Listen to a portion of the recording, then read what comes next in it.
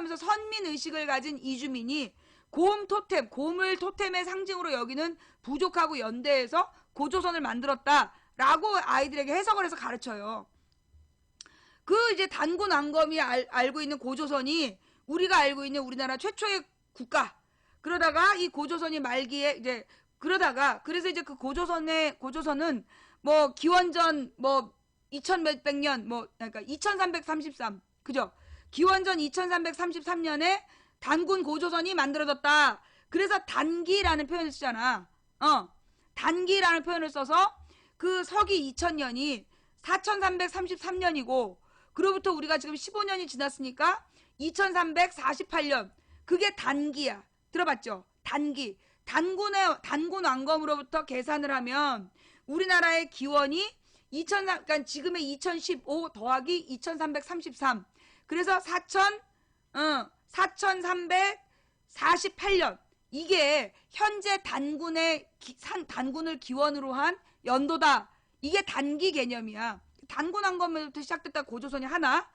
그 두 번째로 뭐가 있어요? 두 번째로 기원전 12세기경 그러니까 11세기인가 12세기경에 기자라는 주나라 왕실이 무너지면서 주나라 왕족인 기자가 동쪽으로 와서 나라를 세웠으니 그게 기자동래설이야. 기자가 동쪽으로 와서 세운 나라가 고조선이다. 그게 이제 중국에서 주장하는 중국에서 주장했던 게 기자조선. 그래서 기자동래설. 그래서 이제 고조선이 기자조선이 있다. 이것까지를 역사책에서 인정을 해요. 국사책에서. 그 다음에 세 번째 고조선이 뭐냐면 그러니까 이제 이건 기원의 문제야. 두 개는. 두 개는 기원의 문제야. 단군 왕검이라는 이주민족과 곰토템 부족이라는 정착민족이 연합해서 고조선을 만들었다. 이게 단기의 기원. 이게 기원이야. 근데 그게 아니로 그런 거 없었다. 그런 거 없었고 주나라 왕실이 무너지고 선진 문물을 가진 기자라는 사람이 고조선을 세웠다. 그게 기자동래설이야. 그래서 기원이 기자냐 단군이냐 이게 두 가지 기원설이 달랐어. 그 다음에 세 번째가 뭐냐면 위만조선. 이 위만조선은 기자가 세웠든 단군이 세웠든 상관없는 거야. 고조선 왕실이 있었는데 고조선 왕실이 굉장히 나약해지고 그 힘이 없어서 영향력이 막 허물어질 때 그때 이 위만이라는 애가 그 중국의 왕실에 와서 쿠데타를 일으켜가지고 그 고조선의 왕실을 장악하고 그리고 이 고조선의 주권을 행사했다. 그게 위만조선이야. 여기까지가 제가 기억하는 내용인데 이게 하도 오래돼가지고 헷갈릴 수도 있어요. 한번 사실 확인해봐. 잘못된 내용이 있으면. 요게 이제 우리가 역사 시간에 아이들에게 가르치는 학교나 학원에서 가르치는 역사 수업 내용에 나오는 거예요. 그래서 고조선의 종류가 세 가지가 있다.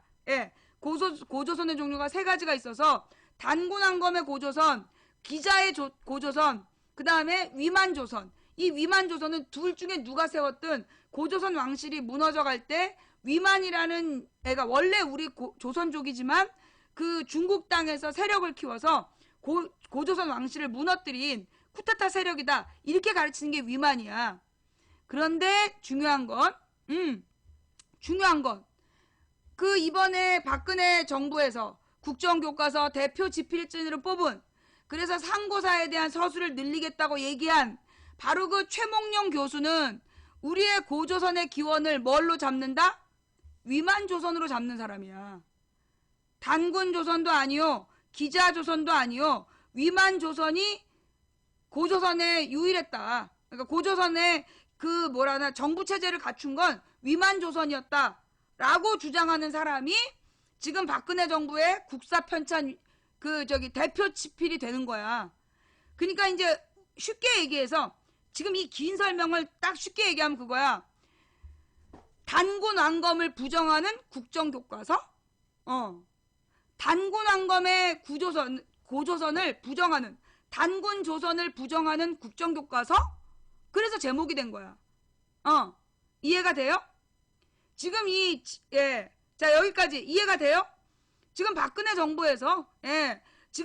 정부에서 국사편찬 대표 지필을 맡기겠다는 사람이 그런 주장을 한 사람이라고. 단군 조선은 없다. 위만 조선이 고조선의 형태를 갖췄다라고 얘기하는, 한마디로 역사적인 전통을 완전히 개무시하는 그런 사람을 지금 그 국사편찬 위원장으로 만들겠다는 거야. 예. 최초의 고대 국가가 위만 조선이라고 적시해 고조선을 최초의 국가로 보는 기존 교과서의 기술과 배치되는 논란을 제기됐다. 저 말이 그 말이야. 이해가 돼요? 역시 역사 쿠데타야. 우리 민족의 기원을, 우리 민족의 역사적 기원을 굉장히 좁혀서 좁은 그 규모로 잡고, 한마디로 우리나라가 이렇게 수천 년의 역사를 갖지 않았다라고 주장하는 사람을 지금 국정교과서 집필시키는 거예요.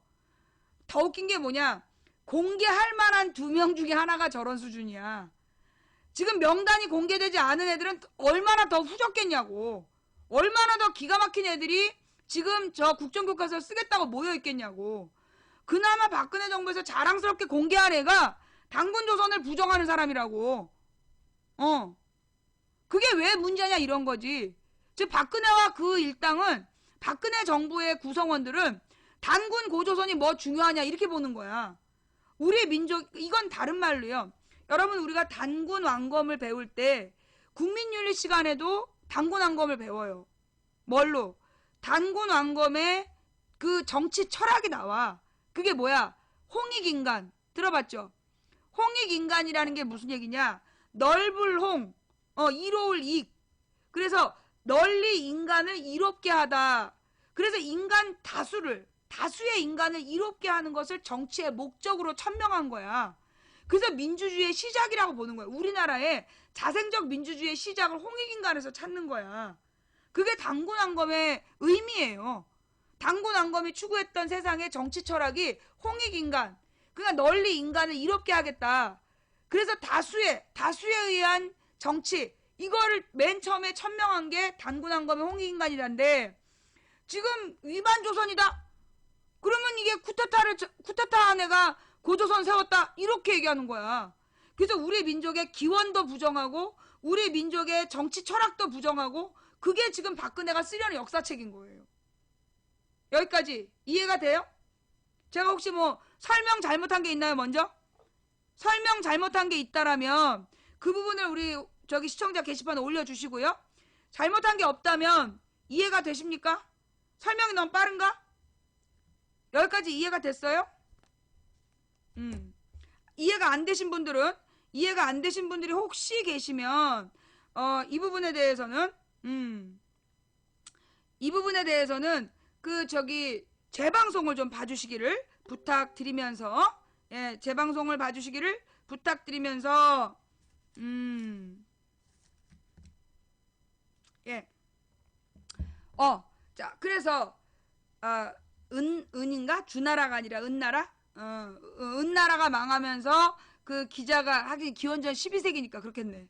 그죠? 주나라가 만들어진 게 기원전 11세기경이니까, 그러니까 그럼 중국의 이제 은나라, 주나라 뭔 얘기예요?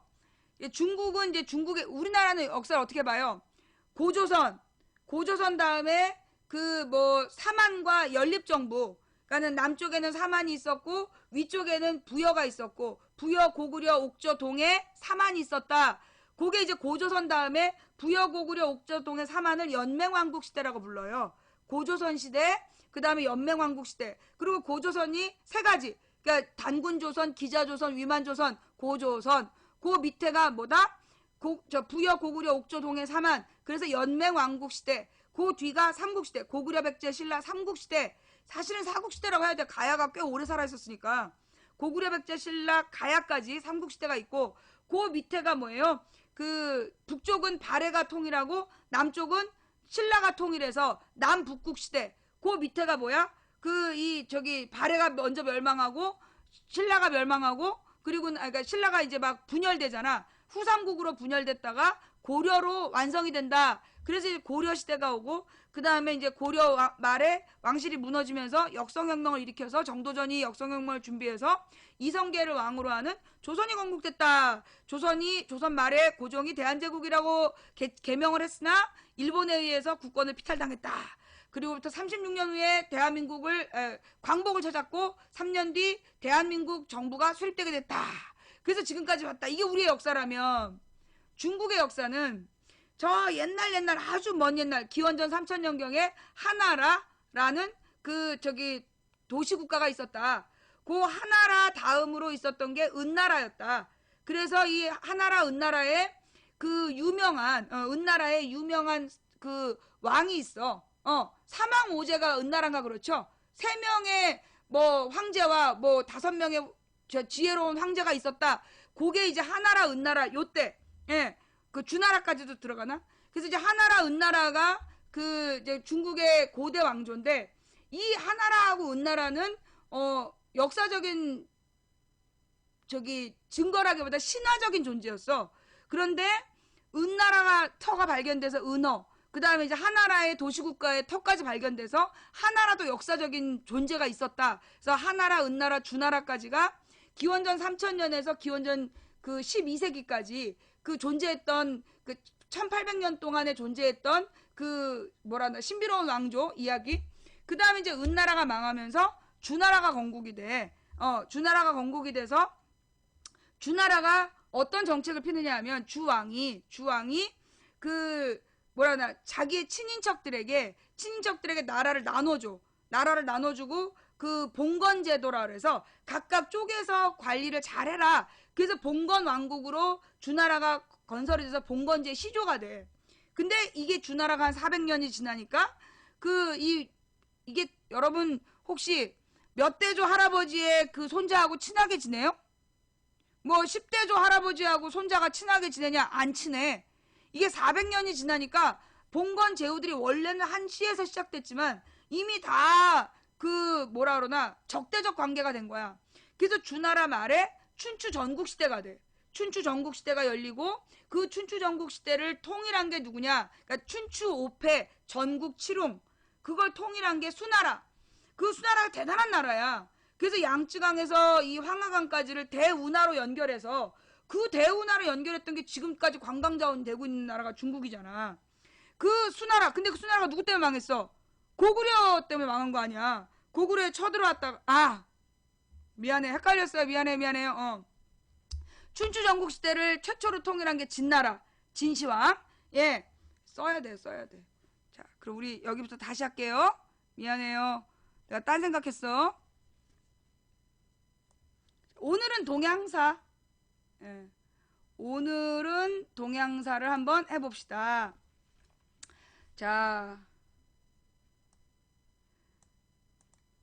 약 기원전 3000년경에 중국에 뭐가 있었다? 하나라가 있었다. 하나라 다음에 은나라가 있었다. 은나라에는 은허라는 도시국가의 터가 남아있고 이 도시국가에서 갑골 문자가 발견됐다. 이것이 한자의 기원이 되었다. 이걸 가르치죠.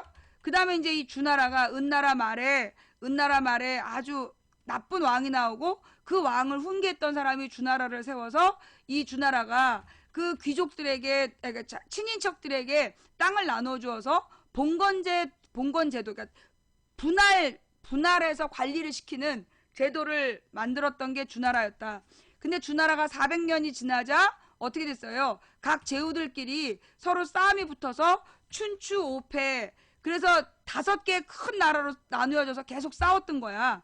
그러다가 그게 한 200년 지나요. 이 춘추 5패 시대 때 누가 나와?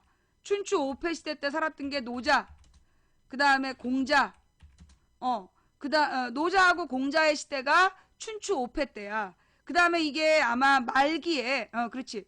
요 말기에 가서 노자의 제자가 누구예요? 노자의 제자가 장자. 그래서 요거를 노장사상 이렇게 부르죠. 노장사상이라고 부르고, 그 다음에 공자 시대 때 공자의 제자가 누구야? 맹자. 그래서 이 공자와 맹자의 사상을 공맹사상이라고 부르죠. 공맹사상. 예, 공맹사상 혹은 이거를 원시유교. 예, 원시유교라고 부르게 되고, 그 뒤를 이어서 나타나는 게 뭐냐면 그 전국 칠웅. 이젠 7나라로 나누어지게 돼. 그 이 전국 칠웅 시대는 5나라로 나눴을 때보다 훨씬 더 나라가 나빠져. 굉장히 더 열악해지는 거야. 그래가지고 이제 각종 그 아이를 낳아서 먹을 게 없으니까 애를 낳아서 그 자리에서 잡아먹고 막 이런 일이 벌어져요. 그래서 이때 그 순자가 나타나서 맹자의 사상을 쭉 따랐던 유가 중에 순자가 나타나. 이 순자가 뭘 주장해요? 성악설, 인간은 원래 악하다. 맹자는 성선설, 인간은 원래 그 선했다. 이런 주장을 했는데 순자는 아니다. 인간은 원래 악하다. 그러면서 이제 이 순자가 그 성악설을 주장하게 되고 여기에 영향을 받은 사람이 한비자가 나와서 이 사람이 주장한 게 뭐냐면 법가. 이 인간이 하도 못돼 처먹었으니까 강력한 법으로 다스려야 된다. 예, 그 밖에 여러 가지 이제 이때 그 밖에 점점점점 너무 많이 우리 옛날에 어떤 선배가 뭐 벗자도 있었다니 그건 거짓말로 보여요. 예, 이때 많은 제자 백가 이게 무슨 얘기야? 자는 선생님이야.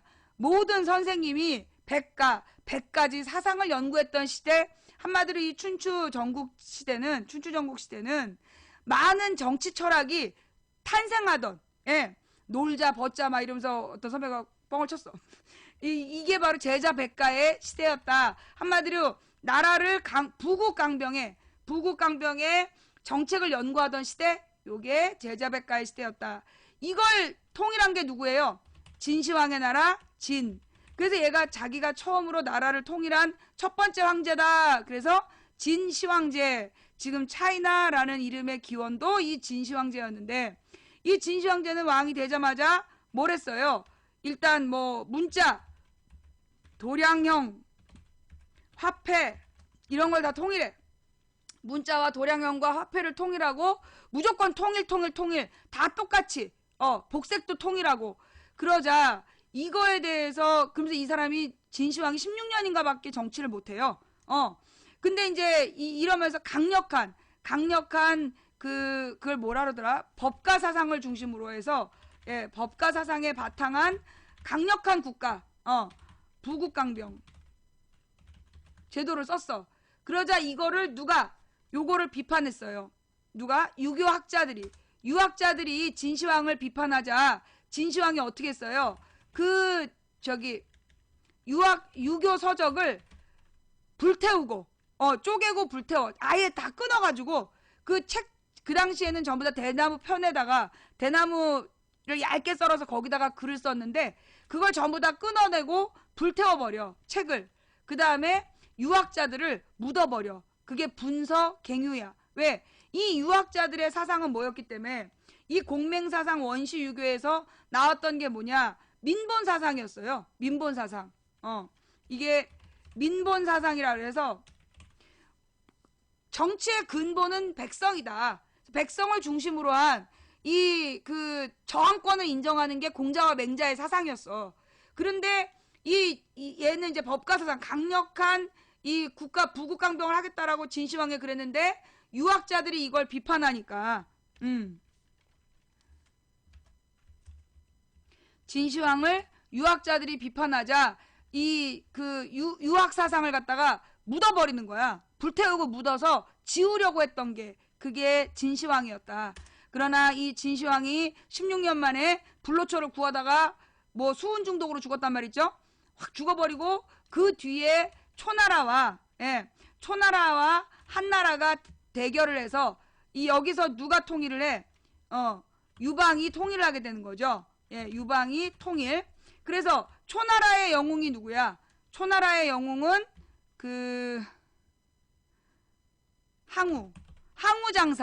항우장사란 말 있잖아요. 초나라가 이제 우희라는 여자의 남편이었죠. 잘생긴 귀족 청년 항우. 그 다음에 한나라의 평민 출신 유방. 예, 얘네들이 이제 대결을 하게 되다가 결국은 이제 유방이 통일을 해서 이게 어떤 나라가 됐다? 한나라가 됐다라는 얘기죠. 그래서 일거양득이라는 말. 예. 이 항우장사하고 연관되어 있는 고사가 여러 가지가 있는데 일거양득. 이 항우가 거대한 솥을 들어가지고 그 초나라에서 가장 예쁜 우희라는 처녀를 얻었고 그걸 본 많은 젊은이들이 항우를 따라와서 항우의 이 밀란을 도왔다. 항우의 군대가 되었다. 그래서 한 번 솥을 들어서 미녀와 부하들을 얻었다. 그게 일거양득 이야기. 그 다음에 그때 이제 이 유방을 도왔던 많은 사람들 중에 원래 이제 이 유방이랑 한신이라는 사람이 전부 다 항우의 제자였는데, 이 한신은 누구냐? 전쟁의 신이야. 전쟁을 너무 잘해. 아주 소수의 병사를 가지고도 굉장히 이 전술 전략을 잘 짜가지고 늘 이기는 게 한신이었어. 그런데 원래 이 항우의 부하가 한신이었는데, 이 한신이 유방한테로 넘어오게 돼요. 한신이 유방한테로 넘어와가지고 유방을 도와서 항우를 무찌르고 유방의 한 나라를 통일시켜 주는 거야. 그런데 이때 이 유방이 한신을 나중에 죽여요. 거기서 나온 말이 뭐야? 토사구팽. 토끼를 사냥한 뒤에는 그 사냥개를 삼는다. 그런 뜻이 바로 이 한신 이야기. 예, 여기서 나왔던 이야기가 뭐라고요? 일거양득. 그 다음에 한자로 알아서 써봐. 일거양득하고 내가 그랬지. 토사구팽. 예. 그래서 그 초한지가 이제 이 시대의 배경을 다루고 있고, 경극도 그래요. 근데 이제 중국의 많은 사람들이, 그러니까 우리나라가 삼국을 신라가 아니라 고구려가 통일했다면 이런 게 있단 말이야. 중국 사람들은 유방이 아니라 항우가 통일했다면 그런 낭만이 있대. 그래서 항우를 더 막 추켜 세우는 면이 있답니다. 넘어가서 한나라. 그래서 이제 이 유방이 통일을 해가지고 이제 한나라가 만들어지는 거야. 이걸 뭐라고 불러요? 전한. 예, 먼저 이제 한나라 앞전자를 써서 한나라의 일기야. 일기 한나라. 근데 이제 이 전한 시대가 나중에 이제 그 뭐라 그러나 이때 이제 이 전한 시대에 만들어진 게 이제 한자. 한자가 그 정립이 되고, 한자, 그래서 왜 우리가 한문할 때 한자가 이 한자야. 한자가 정립이 되고, 그 다음에 또 저기 뭐야, 군현제도. 군현제도가 만들어지고, 그 다음에 이제 그 조용조, 예, 조용조 세법 이런 것도 만들어지고, 이게 이제 다 한나라 때 그 다음에 이제 유교, 예, 유교가 이제 정치 철학으로서 받아들여지게 되는, 유교가 정치 철학으로 받아들여지는 게 전부 다 전한 시대야. 근데 요 전한 시대 때 이 왕조가 오래되면서 부패하게 되죠. 부패하게 되면서 하여튼 무슨 이게 십상시의 난인가? 이때가 이제 무슨 저기 내시들하고 이제 난이 일어나서 이 전한이 망하죠.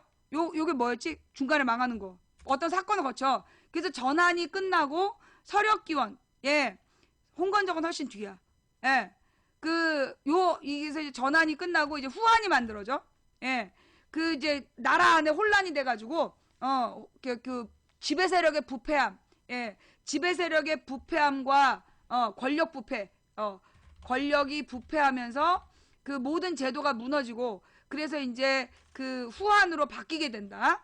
그래서 이때 이 후한 반고가 저기 사마천이 전한인지 후한인지 좀 찾아봐. 헷갈린다. 예. 이때 이제 사마천하고 반고라는 유명한 그 사학자들이 나오는 거죠. 예. 유명한 사학자들이 나오는 게 그 사마천하고 반고인데, 먼저 나온 게 사마천이야. 이 사마천이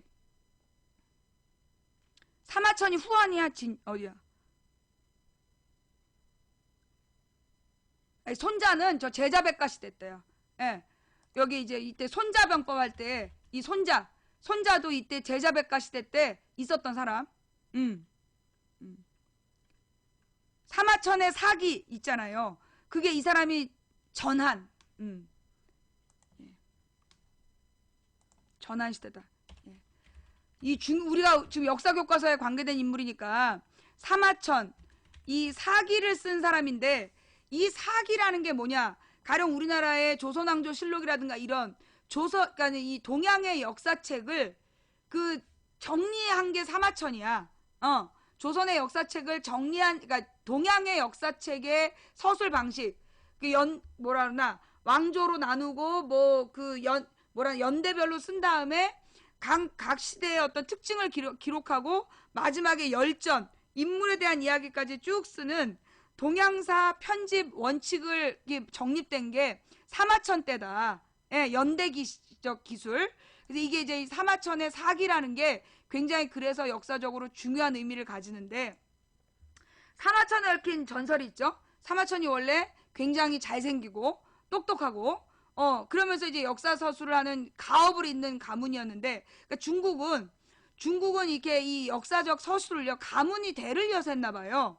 사마천도 아버지의 뒤를 이어서 역사책을 쓰는 관리였어. 근데 이제 어떤 자기 친구 장군이 그 전쟁에서 패했는데 그게 장군의 잘못이 아니라 정치적 오류였어. 판단이 잘못된 거야. 그래서 이 사마천이 그 장수에게 죄를 묻는 건 너무 가혹하다 이렇게 황제한테 대들어요. 그게 이제 황제가 이 사마천이 너무 얄미운 거야. 이 나쁜 새끼 이래가지고 사마천한테 결정을 하라래. 사약을 마시겠느냐 궁형을 당하겠느냐. 그래서 이제 사약은 먹고 죽는 거잖아. 근데 이제 사마천이 자기는 사기를 완성해야 된다. 그래가지고 역사적인 사명 춘추죠. 춘추였을까 아마. 아니 춘추는 저기 공명시대 나온 거고. 하여튼 자기는 사기를 완성해야 된다. 이런 사명감을 가지고 궁형을 선택하죠. 궁형이 뭐냐 하면 약초, 독초로 남자의 고환을 싸서 그 고환이 서서히 썩어들게 하는 그런 형벌이었대요. 예. 근데 그런 형벌을 당할지라도 이 역사책을 끝까지 서술하겠다는 그 뜻을 굽히지 않았던 역사가 사마천의 이야기는 전설처럼 전해지는 거죠. 예. 그 다음에 이제 이 후한 시대가 와서 이때 또 이 후한이 반고가 역사책을 기록했던 때야. 그래서 이 여기까지가 이제 전한 후한 이렇게 이루어지다가 후한 말에 더욱더 부패하죠. 권력이 이제 너무너무 부패해갖고 도저히 이 한나라가 유지될 수가 없었어. 그래서 이때 반고가 쓴 역사책이 또 있는데, 반고가 쓴 역사책이 뭔지 한번 찾아볼래요? 네, 반고의 역사책. 네. 그래서 이제 그 반고라는 사람이 그때 후한에 나와서 책을 썼을 거야. 내 기억엔 그래. 그런 다음에 이제 이 후한 말에가 황건적이죠. 그죠?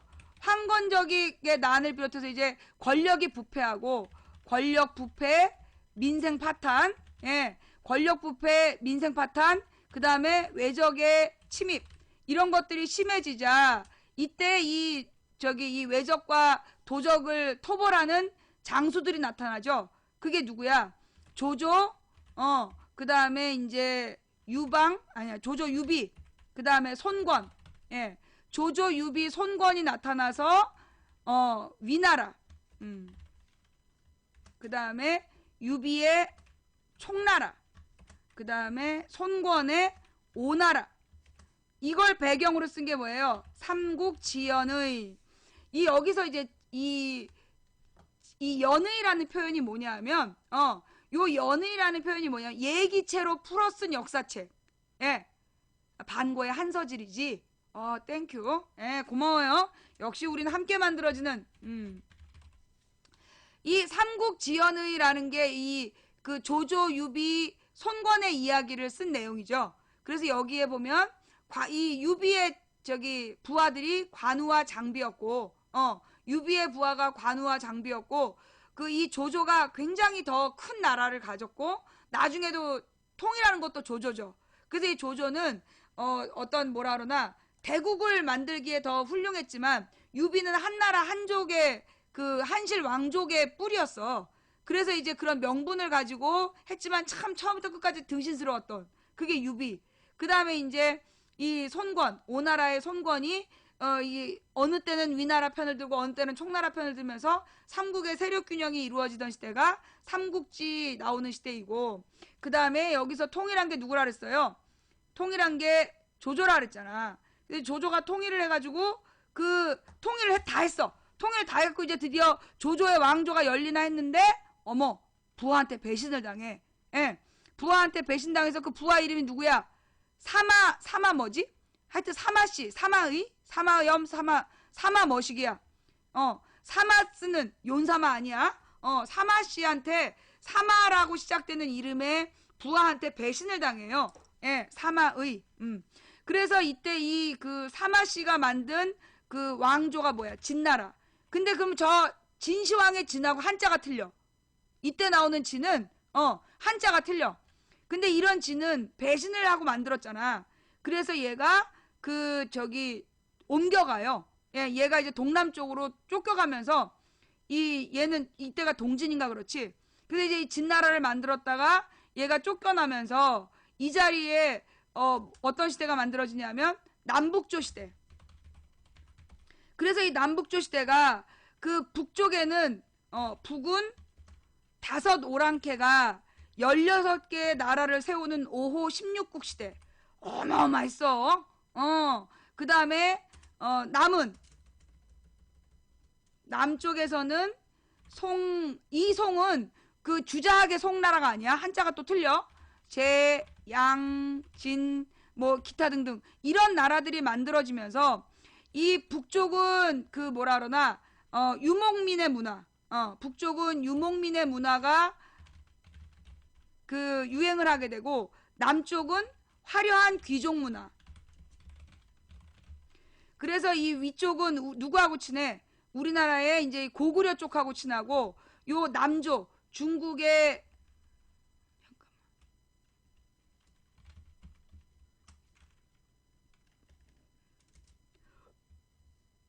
왜 얘가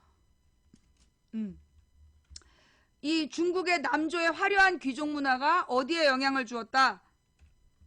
백제. 그래서 백제 문화의 뭐 무령왕릉.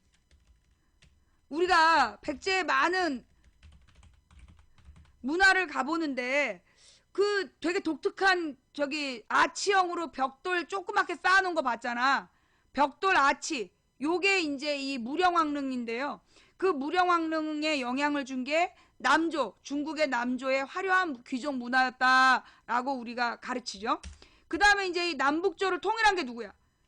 이 북쪽에 5 오랑캐 16개의 나라, 그 다음에 남쪽에 송제양진 어쩌고저쩌고 굉장히 많은 남조의 나라를 통일한 게 누구야? 수양제. 예, 수양제가 이 통일을 하게 되죠. 그러면서 이 대운하, 그 수나라, 이 양쯔강하고 황하강을 잇는 대운하를 만들면서 그 통일국가를 만든 위대한 나라가 수나라였어요. 그런데 이 수나라가 누구한테 망해요? 예, 고구려에 침입했다가 살수대첩, 예, 고구려 살수대첩 이후 국력이 쇠퇴해지고 그래서 패망하게 되죠. 예, 국력이 쇠퇴해지고 이때 이 수나라가 망한 다음에 고구려 을지문덕이죠. 이 당시 이제 고구려 을지문덕의 살수대첩 이걸 겪으면서 수나라가 갑자기 국력을 잃게 되고 이 뒤에 만들어진 나라가 누구예요? 당나라죠. 그래서 이 당나라가 처음에 만들어졌을 때 굉장히 개방적이고, 예, 개방적이고 국제적이고 뭐라 그러나 이 다양성, 이런 것들을 되게 강조하는 아주 훌륭한 문화였어요. 그래서 아주 소수민족의 다양한 문화를 다 포괄하는 그런 문화를 가졌던 게 요 당나라였죠. 그런데 이 당나라가 그만 양귀비 때 휘청하고 그리고 나서 한 이게 200년 정도밖에 못 가요. 우리가 당나라 그러면 굉장히 막 그 훌륭한 문화로 알고 있는데 훌륭했지. 많은 이제 개방적이고 국제적인 성격을 가지고 있었던 이 당나라가 이때 이제 동아시아 문화권 형성. 이때 이 동아시아 문화권이 확립된 게 요때가 이제 당나라야. 그래서 그 동아시아 문화권이라고 얘기하면 이게 되게 중요한 얘기인데요. 뭐냐? 정치는 유교, 그 다음에 종교는 불교, 그 다음에 한자로 통일하고 군현제, 그 다음에 조용조, 조세 이런 것들이 완성되는 시대가 당나라야. 그래서 이제 당나라가 중국의 어떤 역사를 총정리한 거죠. 한 단계. 그러다가 이게 이제 그 당나라가 200년 정도 만에 나라가 문을 닫게 되죠. 이때가 이제 나오는 게 홍건적. 홍건적. 이때가 황건적이야. 요 당나라 말기가 황건적. 황소의 난. 황소의 난인가 보다. 이때가 황소의 난. 황소의 난이 일어나가지고 그 황소라는 평민이 왕후장상의 씨가 따로 있냐 막 이러면서 난을 일으키잖아. 그래가지고 파죽지세로 그 당나라 수도까지 막 쳐들어왔는데 이때 한 천재 소년이 외국인 천재 소년이 토황소 경문 그랬고 황소야 너 함부로 말하지 마라 이러면서 딱 기를 죽여놨어. 그게 누구야? 최치원. 신라의 천재소년 최치원이 그 당나라의 황소의 난이 일어났을 때 토황소 경문이라는 글을 써서 그 난에 참가했던 많은 대중을 가라앉혀버려. 예. 그래가지고 이제 이 최치원이 당나라 왕 말기를 보고 신라로 돌아와. 실망해가지고 아 당나라도 끝났다. 그러면서 신라로 돌아왔는데 이 신라로 돌아온 최치원을 신라의 귀족들이 받아들이지 않죠. 정치권에서 인정을 안 해줘. 그래서 최치원은요 어디서 어떻게 죽었는지 몰라. 그죠? 이 최치원이라는 유명한 학자인데 이 사람이 굉장히 천재적인 학자였음에도 불구하고 이 신라 이후에 어떻게 됐는지 몰라. 신라로 돌아와서 마지막 행적이 묘연해. 마지막 행적이 묘연한 게 최치원이었다. 그 다음에 이제 넘어가서 이제 당나라 다음이 누구예요? 요 당나라가 망할 때 5대 19. 그러니까는 이제 당나라가 패망하면서 나라가 다 쪼개져. 나라가 막 쪼개져가지고 5대 19개 혼란기를 거쳐. 그걸 통일한 게 누구야? 송나라. 이때 이게 바로 이제 그 유명한 송나라인 거죠. 주자학. 주자학. 이 주자학의 다른 말, 주자라는 사람의 성리학이 만들어지는 거죠. 주자의 성리학이 만들어지는 게 송나라 때야. 이 송나라가 문치주의, 철저히 국민들을 가르쳐서 이게 문화적으로 깨우쳐야 된다. 이런 걸 주장했던 나라가 요 송나라였죠. 근데 이러다 보니까 얘네들의 문제점이 뭐였어? 부작용이 나타났어. 문약화. 한마디로 그 문화는 굉장히 학문적으로는 막 굉장히 뛰어나갖고 막 시, 그림, 뭐 서체 다 발달해. 근데 뭐야? 나약해. 너무나 나라가 나약해가지고 뭐라 그러나 오랑캐 침입이라 그러지. 그러니까 그 북방민족. 북방민족의 침입이 끊이질 않아. 그래서 이제 이 북방민족의 침입이 또 순서가 있어. 이 송나라가 이제 남쪽으로 도망가갖고 남송이 돼요. 예, 남쪽은 남송이 있고 이때 북쪽에 순서대로 어떤 나라들이 생기냐 하면 먼저 거란족이 만든 무슨 나라? 요 나라 요술이란 말 들어봤죠? 요술. 거란족이 주로 이상한 향료나 이런 걸로 막 정신을 혼미하게 하고 마약 같은 거, 마취제 같은 거, 독침 이런 거를 썼던 게 이제 요술이야. 그리고 막 이렇게 소리를 막 내가지고 심리적으로 이렇게 주파수 공격을 한다든가. 그래서 이제 요술의 나라 거란족. 예. 그 다음에 이제 요 거란족의 요 나라를 지나서 어떤 나라가 와요? 요 나라가 그 9세기에 만들어져서 10세기. 예. 아니 10세기죠. 10세기. 10세기에 이 요 나라가 계속 송나라를 괴롭혀. 그 다음에 그 요 나라 다음이 누구예요? 금나라. 여진족의 금나라. 그래서 이제 여진족의 금나라가 만들어져서 거란족이 한 150년 정도 가고 여진족이 그 뒤에 한 100년 가나? 그러다가 이제 이 금나라가 우리나라로 치면 1100년대에 우리 고려를 쳐들어오고 막 그랬었던 나라야. 여기 중요한 얘기가 빠졌다. 북방민족의 침입. 이때 고려의 무력 지원. 고려가 송나라를 무력으로 지원해줬어. 주자학을 만든 송나라가 문약화되고 요 밑에 요 나라, 금나라, 원나라 뭐 이렇게 자꾸만 당할 때 그때 이제 이 고려가 이 송나라를 지원해주는 그런 구조였다. 그래서 송의 문화와 고려의 무력 이게 이 동아시아의 거대한 어떤 그 협력 구조였다라는 거. 그 다음에 이제 이 금나라가 1100년에서 1200년까지 시끄럽게 하다가 어느 나라에 물러나요? 몽고족. 몽골족에게 쫓겨나니 그 몽골족이 원나라였다. 그래서 이제 이 원나라가 몽골족이 나타나서 남송까지 전부 다 장악해서 세운 나라가 원나라. 요거는 이제 몽골족이 세운 나라였다. 여러분 우리 몽고라는 말하고 몽골이라는 말 있잖아요. 몽골을 중국 사람들이 낮춰서 부르는 거래. 가령 이제 우리가 일본 애들을 외놈 이렇게 부르는 것처럼 그 몽고를 몽고 이렇게 부르면 굉장히 몽고 반점 이런 표현 있잖아. 그게 그 몽골 사람들을 굉장히 낮추어 부르는 말이래요. 예, 그래서 그 몽고라는 말은 쓰면 안 된다. 하여튼 이제 이 몽골족이 세운 나라 원나라. 이 원나라가 여러분 잘 아시지 칭기스칸. 칭기스칸의 나라 몽골족의 원나라. 근데 이 나라가요 굉장히 기간이 짧았어요. 예, 기간이 짧아가지고 뭐 160년 가나? 원나라가 굉장히 거대한 나라였지만 그 금방 망해. 금방 망하고 나타나는 게 누구야? 원나라가 망하면서 나타난 나라가 명나라. 그래서 명나라가 1360년경에 건국되고 요 명나라가 이제 조선이랑 조선이랑 그 명나라 건국 후 30년 만에 조선이 건국되는 나라죠. 이 명나라의 가장 큰 특징은 뭐냐면 대명률.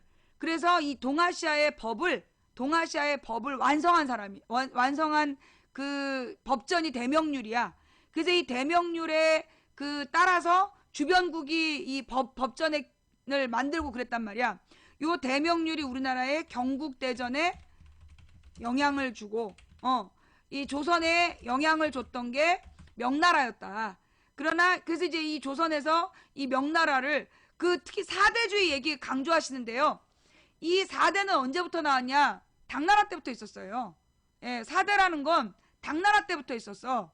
우리나라 신라와 발해가 당나라로 그 소위 이제 그 선물을 보내 사신을 통해서 선물을 보내면 이 그 당나라에서는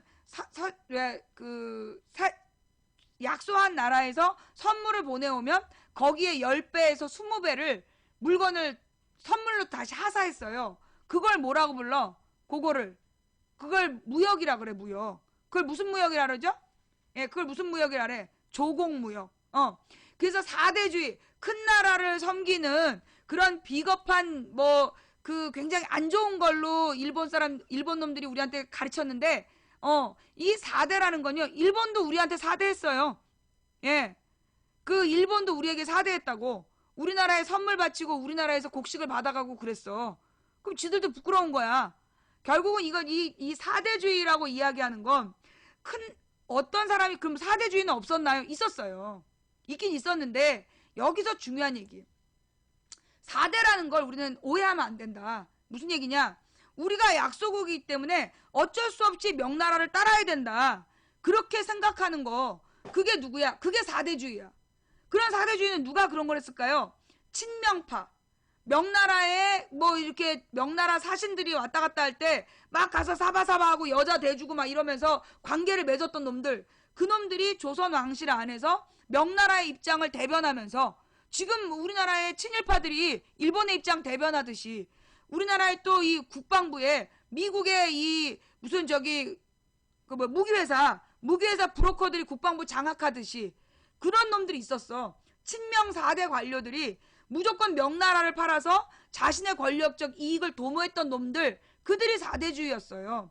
근데 이걸 갖다가 일본 그 제국주의 역사학자들은 마치 우리나라가 힘이 약해서 큰 나라를 섬기면서 종처럼 살았다는 식으로 그렇게 낮추어서 표현하는 거야. 이 그 4대 정책은 조공무역을 의미하고, 요 조공무역이라는 건 뭐야? 더 많이 누가 줄 거냐야.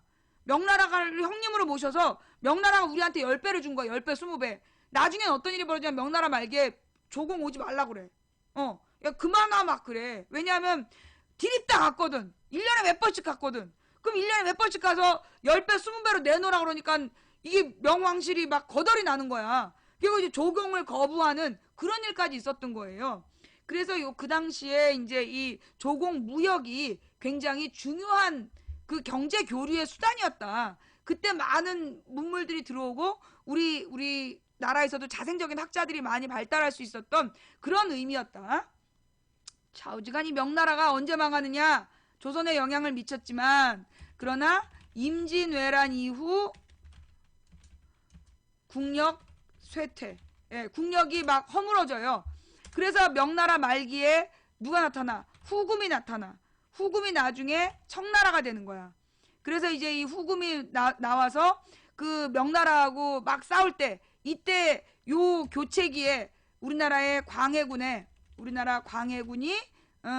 그 실리외교, 그래서 그 우리나라 조선 정부에 있는 친명파가 무조건 명나라를 도와야 된다. 근데 광해군이 거기 우리 장군더러 이긴 놈 편 내 편해라, 이걸 빌미 삼아가지고 나중에 광해군을 폐위시키는데, 그걸로 폐위시킬 수 없으니까 내가 내 백성들을 구하려고 했는데 뭔 죄냐. 그러니까 이걸 임목대비하고 그 영창대군 동생을 죽인 놈 그래갖고 쫓아내는 거죠. 이게 이제 이 후금과 청나라 때 광해군의 실리외교, 이걸로 우리나라하고 관계를 맺었다는 거. 자, 여기까지. 그 이제 청나라 말기에 이제 뭐 그 손문이 나타나서, 중국의 손문이 나타나서 그 중화민국을 만들게 되고, 그 중화민국이 나중에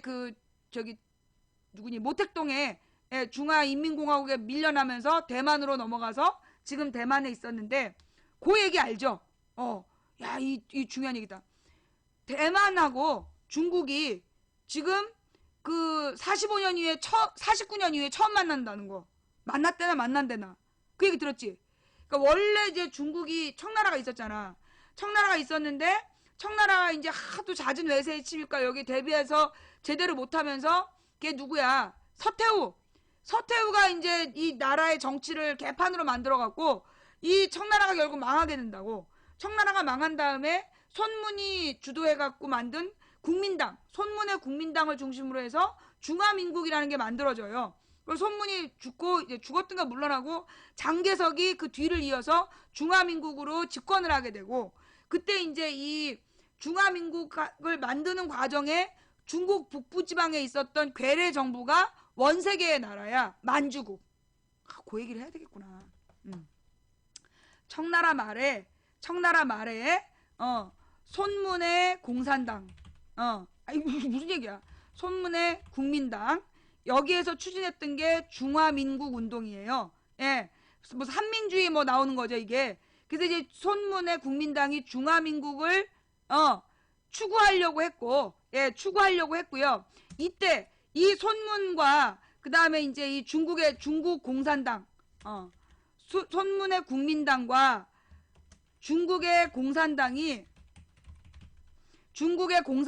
결합을 해서 만들었던 게 국공합작이야. 그럼 이 국공합작이 왜 생겼냐? 이게 왜 생겼냐? 이 청나라 말기에 청나라 장군이었던 원세계라는 사람이 있어.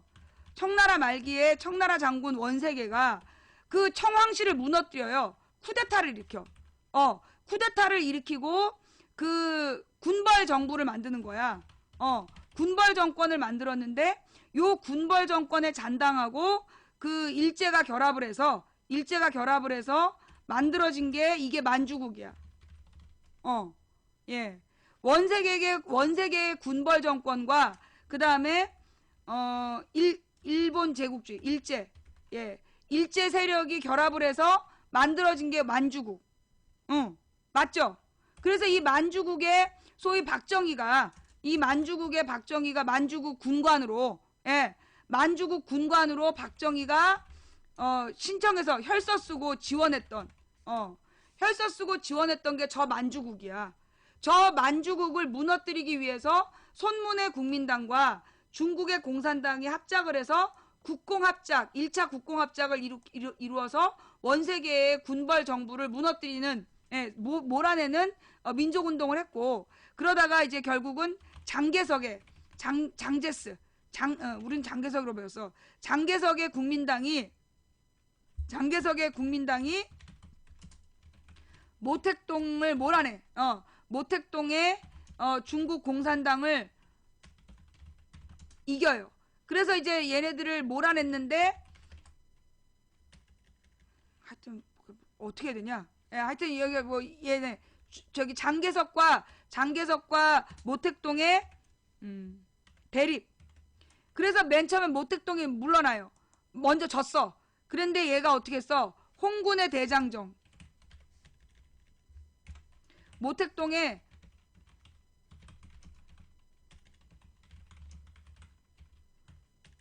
대장정이라는 걸 통해서 국민들을 설득해. 이때 나온 말이 뭐냐? 선전선동이란 말이에요. 이때 모택동이 그 전국을 돌아다니면서 노동자와 농민을 홍군의 대장정 때 중국의 노동자 농민을 설득을 해. 그래서 이 공산주의를 퍼뜨리는 거야. 예, 공산주의를 퍼뜨려서 결국은 어떻게 돼요? 장개석의 국민당이 대만으로 도피, 쫓겨나는 거죠. 예, 그 대만으로 도피하게 되고 모택동에 중공이 만들어지는 거야. 모택동에 중국 중국 민주주의 인민공화국이 만들어졌던 게 그게 모택동의 중국 공산당이 이기면서 된 일이었다. 그래서 결론은 중공과 대만으로 분리. 그래서 옛날에 이제 서구 유럽이 대만을 막 시켜서 대만에다 엄청 지원을 했어. 그래서 대만, 일본, 우리나라, 홍콩 이런 데다가 막 집중 지원을 해서 경제적으로 눈부시게 성장을 했던 거야. 그런데 이 대만에 대한 지원이 언제 끊기느냐? 1990년대 중공이 공산주의라는 이름을 빼버렸을 때 자기네들을 이제 중국으로 불러라. 그러면서 갑자기 미국과 우리 서방 세계가 전부 다 대만하고의 국교를 단절해요. 그래서 대만이 완전히 고립되게 돼. 대만은 고립되게 되고 중국한테 잘 보이느라고. 중국이 시장이라서. 그래서 이제 대만하고 중국은 계속해서 이제 그 분리되어 있던 나라였단 말이야. 그리고 중국 입장에서 보면 그 거대한 나라가 요만한 대만한테 동급의 대우를 해줄 수가 없잖아. 그래갖고 안 만났었어. 이제까지 한 번도 안 만난 거야. 대만의 총통하고 중국의 뭐 이 서기하고 주석하고 만난 적이 없어. 그런데 이번에 시진핑이 대만의 총통하고 정상 만남을 하기로 했다는 거야. 예, 66년 만에 수교를 하기로 했다는 거야. 그냥 엄청난 일이 지금 벌어지고 있어. 지금 이 동북아가 이렇게 아주 변화되는 국제 정세를 가지고 있다. 예, 여기까지 우리가 이제 오늘은 중국의 역사를 또 한번 훑어봤어요. 물론 여기서 틀리는 게 있을 수 있습니다. 이게 내가 지금 가르친 지 한 9년 됐어. 왜냐하면 이제 이 중국 역사를 배운 애들은 빨리 끊겼기 때문에 나중에 막판으로 가서 세계사는 너무나 어려우니까 애들이 신청을 안 하고 주로 이제 정치 경제를 신청을 해가지고 요 부분을 가르친 지 한 10년 다 돼요. 그래서 많이 헷갈려. 뭐 틀렸을 수도 있어. 틀렸을 수도 있으니까 요 내용에 대해서는 여러분들이 혹시 틀린 부분 있으면 좀 알려주세요. 예, 요거 뭐 이게 또 올릴 만한 내용인가?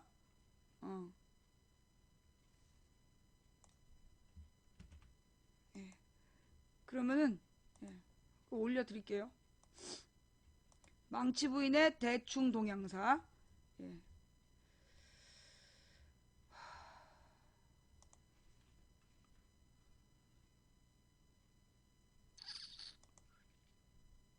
망치 부인 생각으로 가고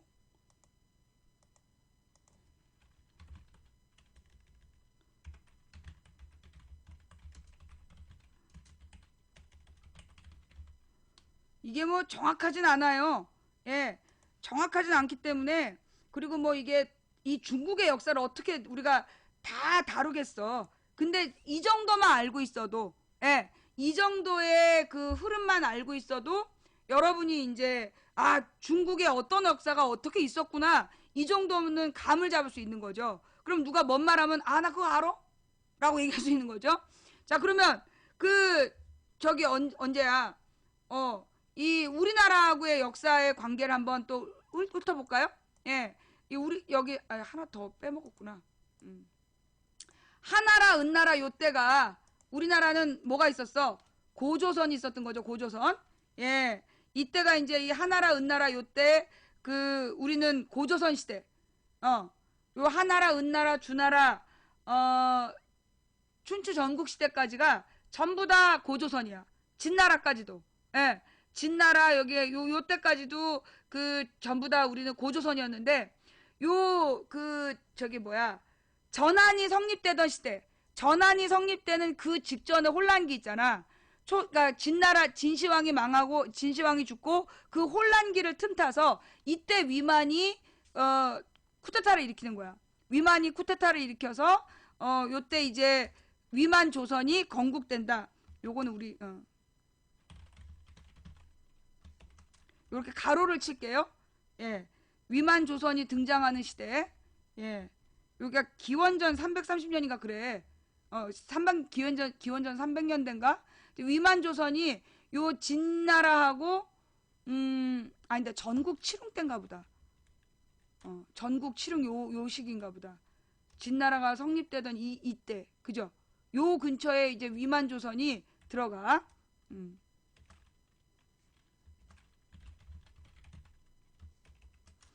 그리고 요 한나라 때 비슷한 게 이제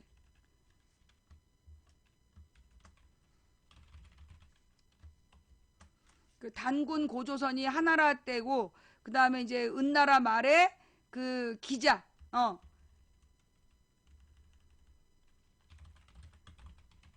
단군왕검 고조선, 그리고 요 은나라 말에 기자 고조선,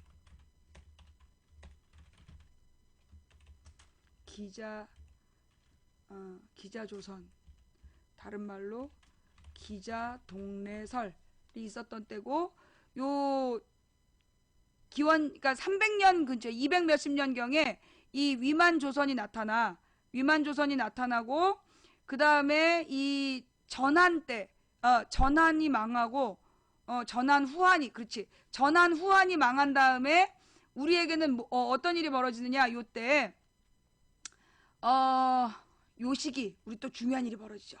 예, 뭐가 벌어질까요? 여러분 혹시 호동왕자 낙랑공주 기억해요?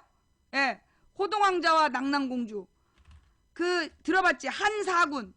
한나라가 이미 망했는데 한나라의 4개의 군이 우리 한반도 북부를 지배하고 있었어. 그래서 이 한사군을 축출하면서 고구려가 성장해. 예, 고구려가 성장. 이때가 바로 호동왕자 낙랑공주의 낙자가 낭인가 락인가 이건가? 요때가 이제 한사군, 이미 한나라가 망했는데 여전히 남아있는 한나라의 사군을 축출하면서 고구려가 성장한다. 그때 이제 이 호동왕자 낙랑공주 이야기가 요 시기에 읽히는 이야기, 낙랑군. 예. 그래서 낙랑공주가 낙랑군이라는 한나라의 4군 중에 하나의 공주였어. 근데 이 여자가 뭘 찢었어? 자명고를 찢어가지고 이제 그 호동왕자를 도와줬다 이런 거 아니에요. 딸을 잘 키워야 된다라는 전설을 나왔던 이야기죠. 그 다음에 이제 진나라 남북조 시대 때, 요때가 이제 우리나라는 어떤 시대예요? 삼국시대죠. 삼국이 성립되는 요 남북조 시대 때 우리는 삼국이 성립되어 있었다. 그래서 이제 고구려 백제 신라, 고구려 백제 신라가 만들어지고, 그러면 그 전에 위만 조선이 금방 망해. 위만 조선이 금방 망하면서 전한에서 후한으로 넘어가는 요 시대 있잖아요. 전한에서 후한으로 넘어가는 이 시대에 그래, 요때쯤 들어가는 게 맞겠다. 부여, 고구려, 옥저, 동해, 삼한. 예, 요걸 요즘엔 뭐라고 가르쳐요? 연맹왕국. 예, 연맹왕국 시대. 우리나라 이 지금 가로 안에는 전부 다 조선의 역사야. 예, 조선의 역사가 요때 이제 들어가는 겁니다. 고구려 백제 신라 들어가고, 수나라, 당나라 때. 요 당나라 때 우리는 어떤 나라가 만들어져요? 예, 당나라 때가 소위 이제 당의 도움으로 통일신라가 만들어지잖아. 그래서 요때가 발해와 우리가 뭘 어쨌다고 거친 시청자야. 잠깐만요. 어디서부터 저기가 깨졌냐? 채팅창 깨진 게 얘 때문이야? 예. 자, 그 다음에 부여, 고구려, 옥저동에 삼한 들어가고, 한사군, 그리고 이제 고구려 백제 신라 들어가고, 그리고 당나라 때 발해와 통일신라. 통일신라 시대가 당나라. 그리고 송나라 때가 어느 시대예요? 조선은, 우리 한반도는 고려. 예, 고려 시대. 언제까지? 고려 남송 원, 여기다 쓰면 안 되겠다.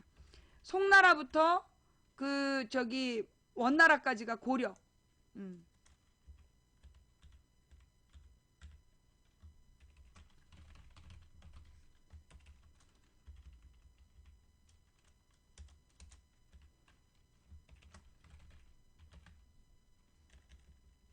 명나라가 완성된 다음에 망하지 참.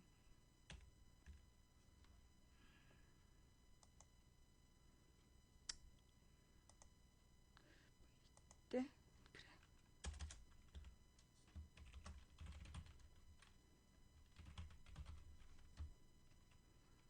조선 건국을 이대로 넣으면 명나라 때, 예. 그래서 임진왜란 이후에 그 명나라의 국력이 쇠퇴했다. 얘를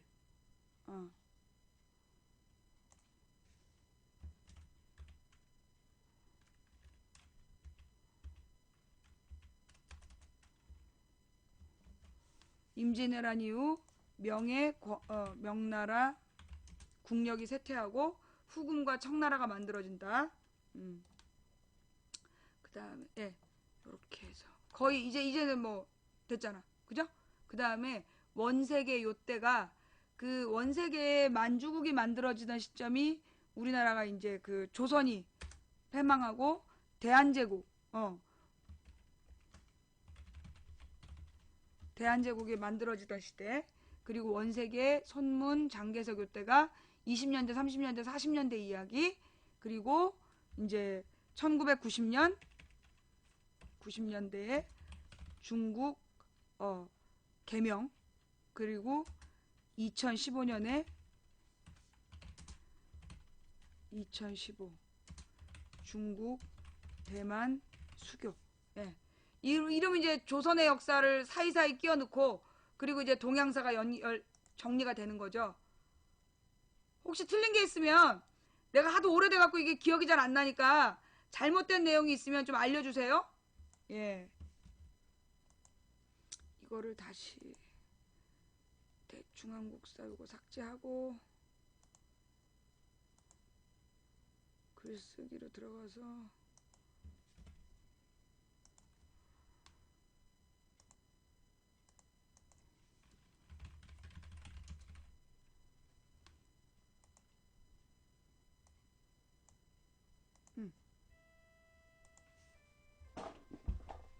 또 뭘 맡기고 갔대. 자, 예. 이렇게 해서 이제 오늘의 망치부인의 대충한국사, 대충중국사. 중요한 얘기는 아니에요. 중요한 얘기는 아닌데, 우리가 뭐 알고 얘기해야 될 거 아니야. 이 뭐 동양의 흐름의 역사를 좀 알고, 그리고 우리 역사가 어디쯤에 있었구나라는 걸 알고, 지금 박근혜가 우리 국사 편찬을 맡기겠다는, 우리의 국사 편찬을 맡기겠다는 사람이 누구? 당군왕검의 고조선은 부정하고 위만조선을 주장하는 사람이다. 이걸 우리가 알고 있어야 되잖아요. 예. 오늘 망치부인의 이야기를 듣고 지금의 최몽령이라는 사람의 문제가 뭔지 이해가 되세요? 이게 좀 설명이 좀 너무 길고 지루했죠. 예. 길고 좀 지루해갖고 여러분들이 이제 좀 왜 이 얘기를 했는지 헷갈리잖아. 이 얘기를 한 이유가 뭐냐면, 지금 박근혜 정부의 국정교과서, 국정교과서 집필하겠다는 할아버지가 저런 생각을 하고 있는 사람이다라는 거. 위만조선이 뭐예요? 재방송 보세요. 재방송? 자, 그럼 아니야. 이게 지금 막 들어온 사람 잘 모르죠? 예. 고조선에는 3가지가 있어. 고조선에 대한 3가지 학설이 있어요. 고조선의 기원에 대한.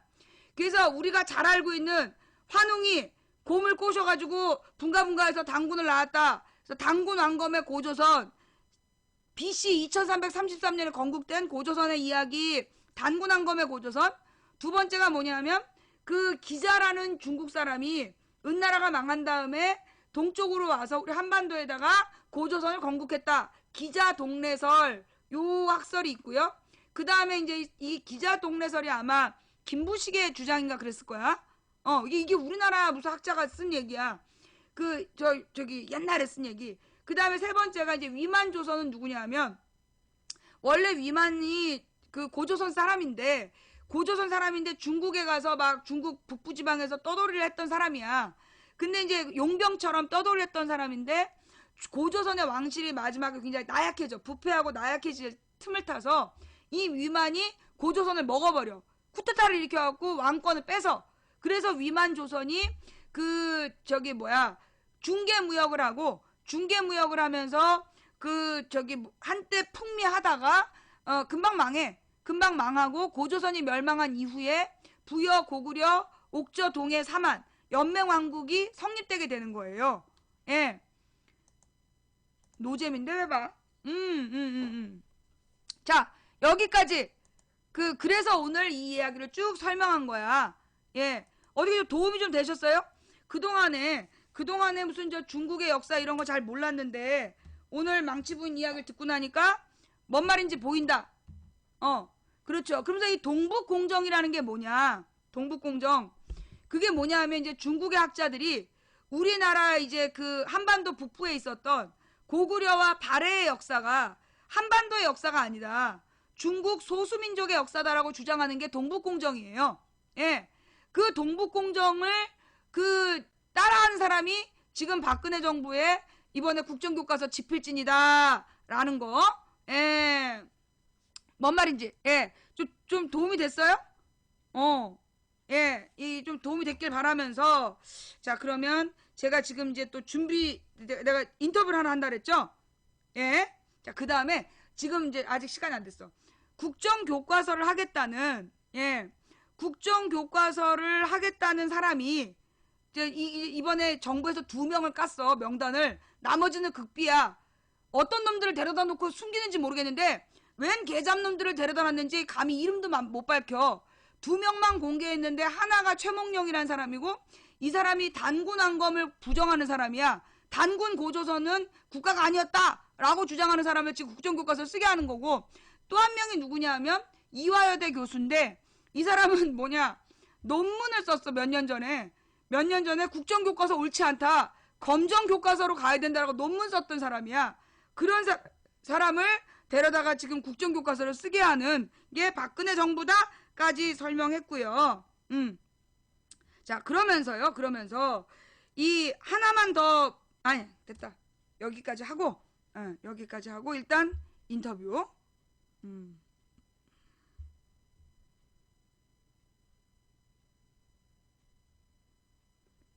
전화가 하도 많이 오고.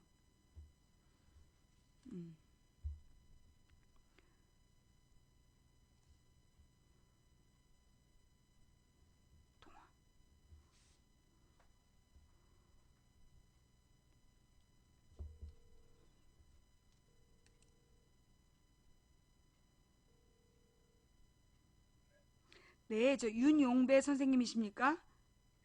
예, 저 아프리카에서 시사 방송하는 망치부인이라고 하는데요. 예, 네, 그 박준의 씨가 저기 전화 연결 연락해 주셔가지고요. 지금 전화를 드렸습니다. 아, 바쁘시군요. 네, 그러면 지금 저희 우리 시청자분들이 지금 저기 듣고 계시거든요. 그래서 지금 생방송으로 바로 전화해도 되겠습니까? 네. 자, 여보세요? 예, 예. 네, 안녕하세요. 안녕하세요. 예, 안녕하세요. 예. 네. 혹시 우리 망치부인 방송을 좀 한 번이라도 보신 적 있으십니까? 저는 죄송한데 한 번도 본 적이 없어요. 아, 죄송합니다. 한 번도 본 적이 예. 없으시군요. 그래요. 예, 저 같은 사람도 있어요. 아, 근데 어떻게 저희 방송 인터뷰를 잘 하실 수 있을지 모르겠네요. 예, 글쎄 저도 걱정입니다. 제가 그래서. 그래요. 예, 예. 민주행동이 이게 참 자꾸 마음에 안 드는 일을 자꾸 해. 아니면 사전 설명도 없고 어떻게 뭐 이렇게 미리미리 뭘 질문할지도 알려주신다는 예. 거 아무 얘기도 없어요. 아, 예. 아이고, 네. 저희가 정신이 없어가지고 지금 예. 지금 그 본인 소개, 그러니까 지금 전화 받으시는 분 누구세요? 저는요. 예. 제 소개는 저는 이제 민주주의 국민행동, 약칭 민주행동이라고 하거든요. 네. 거기서 활동하고 있는 윤용배라고 합니다. 예. 네. 그리고 그러니까 지금 예. 저희가 이제 11월 14일 날 시민대회를 준비하고 있는데요. 네. 그 안에서는 제가 이제 부상황실장을 맡아서 일을 하게 됐어요. 네. 그래서 아마 어저께 이제 그것 때문에 이제 제가 좀 인터뷰를 좀 하면 좋겠다고 네. 얘기 있어서 설명 말씀을 좀 여기 이제 우리 망치 부인 많은 분들이 여기 함께 하신다 그래서 네. 오늘 좀 자리가 만들어진 것 같아요. 예. 그래요. 예. 그러면은 지금 민주행동이 뭘 하겠다고요? 언제? 저희가 지금 뭐 11월 14일 날 11월 14일에. 오후 1시 반 네. 대학로에서 네. 저희가 그 역사 쿠데타 네. 역사 쿠데타 저지 세월호 진상규명 네.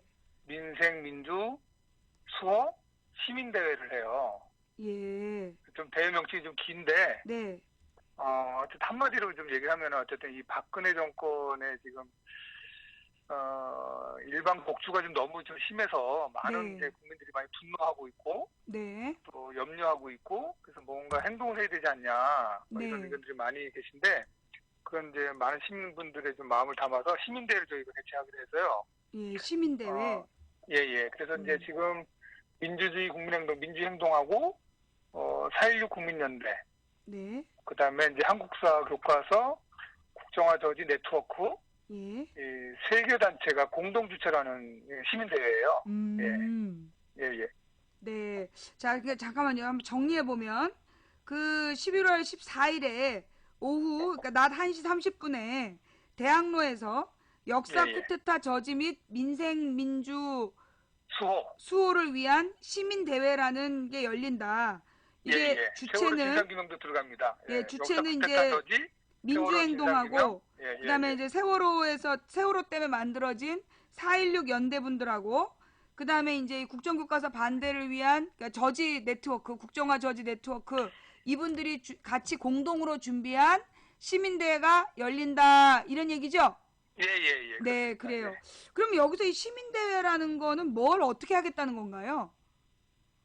저희들이 이제 1시 반에 거기서 대학로에서 이제 시민대 집회를 하고요. 네, 각계 인사분들 나와서 아마 지금 현 시국과 관련돼서 네, 이제 말씀들을 좀 하실 것 같아요. 이제 민주행동에서 이제 함세웅 신부님이 이제 대표 말씀하실 것 같고, 네, 4.16 국민연대하고 이제 역사저지 네트워크에서도 또 관련된 이제 대표분들 나와서 말씀하시고, 네, 또 민생민주의 위기 관련돼서도 말씀하는 거를 좀 하는 거를 기본적으로 이제 해서 1시간 가량 이제 저희가 집회를 하고, 네. 그리고 이제 거기서부터 이제 서울시청 광장까지를 행진을 할 계획이 있습니다. 예. 시청광장까지요. 광화문 아니고. 예. 아, 그날 14일 날 민중 걸기대회인가가 있다고 들은 것 같은데요. 4시에. 예. 4시에는 민중총궐기대회. 지금 민중총궐기대회 명칭은 박근혜 퇴진, 예. 박근혜 정권 퇴진, 뒤집자 재벌세상 민중총궐기대회로 성안이 돼 있어요. 그건 누구누구가 준비하는 겁니까? 지금 한 51개 단체가 좀 참여하고 있고요. 네. 여기는 이제 주로 이제 우리 잘 뭐 민주노총,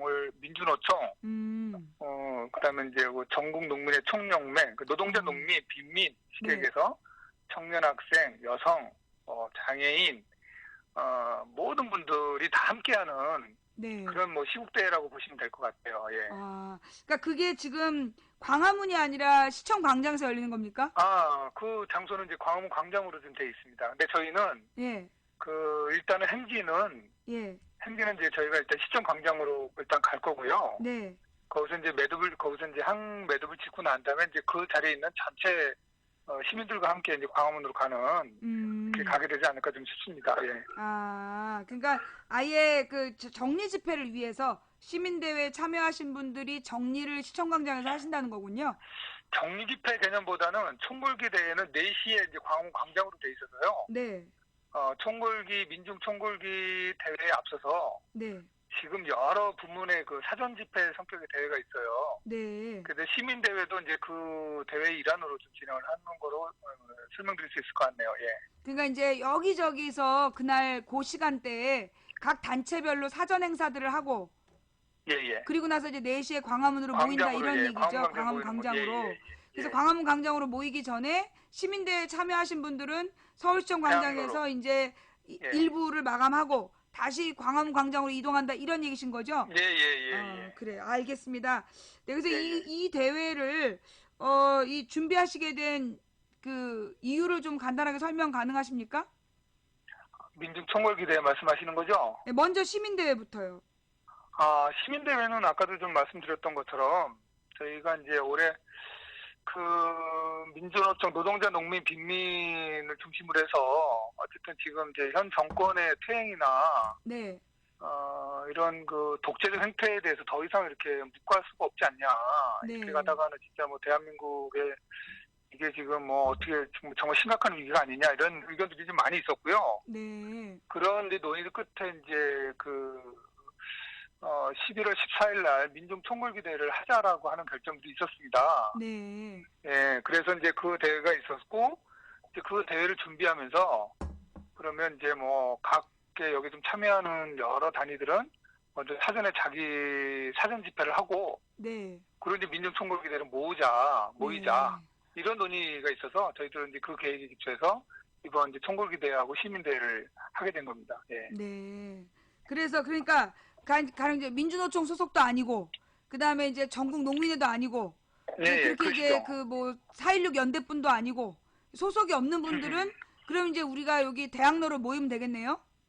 예, 그렇죠. 아무래도 이제 노동자 대회가 있고 주요하게는 네. 2시에 지금 이제 2시 반에 서울시청에서 노동자 대회가 한 5만 명 이상 전국 노동자들이 참여한 가운데서 열릴 예정에 있어요. 네. 그리고 이제 같은 시간대 2시에는 남대문 인근에서는 그 농민분들 집회가 있습니다. 오. 농민분들 집회가 그 남대문에서 이제 그 태평로 방향 상순 본관님 그쪽으로 이제 집회가 한 2만 명 이상 아마 농민들 오셔서 집회할 계획에 있고요. 네. 그 다음에 이제 빈민들 집회가 서울역에서 있어요. 서울역에서 있고 현재 그 시민대회하고 이제 청년학생대회가 대학로에서 있을 것 같아요. 네. 예. 그렇게 해서 이제 사전에 한 2시부터는 이제 여러 부문별 대회를 하고, 네. 그리고 이제 각 부문별 대회를 해서 다양한 경로로 이제 행진을 해와서 광화문 광장에서 다 모이는 거죠. 그래요. 아니 근데 좀 네. 아까 대학로에서 청년 행사도 있다고요? 예, 청년학생 대회는 이제 지금 현재는 예, 대학로 쪽으로 아마 약간 변경돼 추진할 것 같습니다. 예. 근데 우리도 대학로라면서요. 그 대회 장소가 좀 뭐 대학로가 워낙 크니까요. 거기 뭐 대학로도 있고 뭐 마로니에 공원도 있고 그래서 이제 그 대학로에서 두 개의 대회를 같이 할 수 있는 조건이 돼서 예, 청년학생 대회도 그쪽에서 할 것 같습니다. 그냥 분위기 봐가지고 이렇게 좀 더 이쁜 사람들 많은 데로 가면 되겠군요. 시민대회로 많이들 와주십시오. 근데 뭐 이 시민대회로 이렇게 저기 초청을 하시면서 이렇게 뭐 예. 저기 사전에 설명도 잘 안 해주시고 뭐 전화 걸어서 물어볼 때까지 관심도 없고 망치면 방송 예. 한번 본 적도 없고 조금 섭섭하지만 예 하여튼 그래서 시민대회라는 것이 지금 준비되고 있다라는 말씀을 예. 지금 워낙에 이게 다음 주 며칠 안 남은 대회라 이게 지금 뭐 10만 명 이상 모이는 집회를 준비하다 보니까 정신이 없으실 것 같아요. 예, 저희가 어저께부터 마침 지금 파이낸셜 빌딩 아시죠? 청계광장. 네. 그 앞에서 저희가 민주행동이 지금 시국 농성에 들어갔습니다. 어저께 이제부터 이제 시국 농성에 들어가서 저희는 이제 13일까지 네. 매일 오전 10시부터 지금 이제 국정화 저지 그 저녁에 이제 촛불 집회까지를 마감을 해서 매일 농성을 좀 진행을 하고 있어서 저희들이 약간 좀 정신이 좀 그렇지 않아도 좀 없습니다. 민주행동이 예. 뭐 그런 것도 왜 또 안 가르쳐 준대. 진짜 도대체 민주행동은 우리한테 알려주는 게 없어. 뭔가 중요한 일 하면서. 예, 민주행동이 지금 올해 4월 달에 지금 저희가 창립을 했거든요. 예. 상임 대표님이 이제 함성 신부님이신데요. 우리 방에서도 거기 저기 뭐지 그 창립 비용 내면서 많이 참가하셨어요. 예. 근데 안 가르쳐준다니까. 네 진짜. 저희가 막 그러다 보니까 그렇게 하고 나서 조금 이게 아직은 체계나 이런 것이 좀 아직 안 잡혀 있다 보니까 저희들이 좀 그래요. 아무래도 이게 좀 기분같이 이렇게 영향력 있는 영향력 있는 이렇게 일사불란한 조직이 아니라 이렇게 좀 시민들이 자발적으로 모이다 보니까 그렇죠. 저게 좀 그래요. 조직적으로 느슨한 면이 좀 있는 거네요. 예. 그럼 이해 좀 해주셨으면 좋겠고 조금 이제 아무래도 좀 시간 가면 갈수록이 좀 많이 좀 정비가 좀 되지 않겠나 싶은데 지금 저희가 민주행동이 이제 만들어지고 나서 처음으로다가 이제 자체로다가 이제 저희는 뭐 집회도 좀 하는 거고 행진도 하고 농성도 하고 막 이렇게 있다 보니까 저희들이 이제 아직 일하는 활동 가능 수가 절대적으로 부족해요. 그러다 보니까 그러니까요. 여러 가지를 좀 자세히 여러 군데 뭐 제대로 알려드리고 막 이래야 되는데 그런 부분이 좀 부족한 게 좀 많이 있네요. 예, 죄송합니다. 그러니까 이제 어떻게 보면 준비된 주체 역량보다 너무 일을 많이 벌이고 있다는 생각이 드는데, 네. 예. 어쨌거나 이게 또 사실 좀 우리가 울분이 막 복받치는 국민들이 많은데 그런 예. 내용들이 이렇게 쉽게 공유가 안 되는 게 좀 안타까웠어요. 예, 근데 이렇게 예. 오늘 이렇게 얘기할 수 있는 기회가 돼서 좀 다행이다 싶고요. 이제 예, 우리 예. 국민들이 그 14일 날 모이려면 제일 걱정되는 게 지금 이제 이게 현 정부가 지금 정상이 아니잖아요? 예, 예. 예. 그렇게 보이죠. 예. 그래서 아무래도 그날 그 방해 공작이 만만치 않을 텐데 그 부분에 대한 대비는 어떻게 하고 계시는지요? 우리 국민들이 역사적으로 이제 수많은 그 독재 정권들 치하에서도, 아주 용감하게 어쨌든 그것들을 헤쳐나온 그런 국민들 아니겠습니까? 그래서 저는 당일날에도 여전히 경찰들이 많이 이제 그 국민들 또 시민들의 이렇게 평화적이고 합법적인 행사들에 대해서 여러 가지 이렇게 방해하려고 하는 그런 기도들이 많이 있을 거라고는 예상을 합니다만은 네. 또 저희가 세월호 진상규명 싸움도 했었고 여러 번 그런 그 경험들이 있어서 저는 충분히 그런 정도는 우리 그 시민들이 이겨낼 거다 이렇게 생각을 좀 하고 있고요. 네. 저희들이 특별히 어쨌든 이날 집회나 이런 거 하여튼 이렇게 불법적으로 이렇게 하는 게 아니기 때문에 철저히 합법 집회를 하려고 하고 계시다. 예, 그럼요. 자, 한 가지만 마지막으로 더 확인할게요. 예. 그 이제 각 그 분야별 사전 집회를 하고 광화문 예. 광장으로 모이는 통로가 있지 않습니까? 그 행진 코스. 예. 그 예, 행진 예. 코스까지 전부 다 경찰에 통보한 거죠. 예, 저희들은 일단은 하겠다고는 입장을 했는데 예. 지금 아시는 것처럼 사실은 이제 지금 경찰들이 많은 부분에서 이제 그 권한 남용 이런 게 맞죠? 예. 권한을 일단 함부로 집시법상 우리가 통보한 예, 예. 거잖아요. 우리는 갈 거다. 그렇게 그런데 경찰은 우리 평화 행진을 하는 분들을 보호해야 될 의무가 있는 거지 막으면 안 되는 거잖아요. 예, 맞습니다. 그죠? 집회 시위법 관한 법률에 의하면 우리가 음. 이제 행진하겠다는 코스까지를 이제 통제하는 거고 이거는 허가를 받는 게 아니잖아요. 그죠? 예, 원래 그렇죠. 네, 집회는 원래 허가받는 게 아니고 신고제. 우리가 이렇게 집회할 거다. 그리고 통보를 하면 경찰은 시위대를 보호하고 시위대가 안전하게 행진할 수 있도록 도와주는 게 현행법 맞습니까? 예, 맞죠. 네. 예. 그런데 지금 이제까지 정부가 이 집회 시위에 관한 법률을 어기고 감히 진행을 막고 그러면서 불법이라고 또 언론 플레이하고 그런 거 아니겠어요? 예, 그렇죠. 예, 그래서 제 생각에는 그 대응이라고 말씀드리는 게 그날 어디서 행진한다. 요거를 미리 경찰에 통보한 대로 우리는 합법적으로 집회 시위에 관한 법률에 따라 통보하고 행진하는 거다. 이걸 널리 공표해서 나중에 불법 집회라서 막았다. 이런 잡소리를 못하게 조치를 해달라. 이런 얘기입니다. 예, 알겠습니다. 예. 네. 논하겠습니다. 예. 네, 알겠습니다. 그래서 지금 준비하시느라고 굉장히 바쁘실 것 같은데 제가 볼 때 이날 굉장히 중요한 날이거든요. 예. 네, 그래서 이렇게 좀 빈틈없이 예. 정말 열심히 좀 잘 준비를 해주셨으면 좋겠고 관련해서 트위터라든가 SNS 상에 소식을 전파할 만한 무슨 어떤 공동 창구가 있습니까? 공개 창구? 예, 저희가 그래서 지금 민중총궐기에서 예. 저희가 이제 그 선전팀에서 공식적으로다가 이런 것들 홍보를 좀 하고 있고요. 언론기관이라든가 이런 데는 이제 저희들이 정기적으로 지금 보도 자료를 계속 배포하고 있는 그런 상황입니다. 언론에서 안 써줄 거니까 중요한 건 그 트위터나 페이스북에 공유될 만한 이 홍보물이 지금 만들어져 있는 겁니까? 예, 그런 것들이 좀 있고요. 진행되는 저희들이 있고요. 그래서 이제 저희들이 좀 그 여러 경로로 해서 저희들이 이제 웹자보라든가 네, 웹자보. 이렇게 그런 거 SNS 상에서 좀 할 수 있는 홍보 활동도 계속 지금 지속적으로 좀 전개를 좀 하고 있습니다. 그 부분은요. 그래요. 예. 그래서 사실은 지금 이게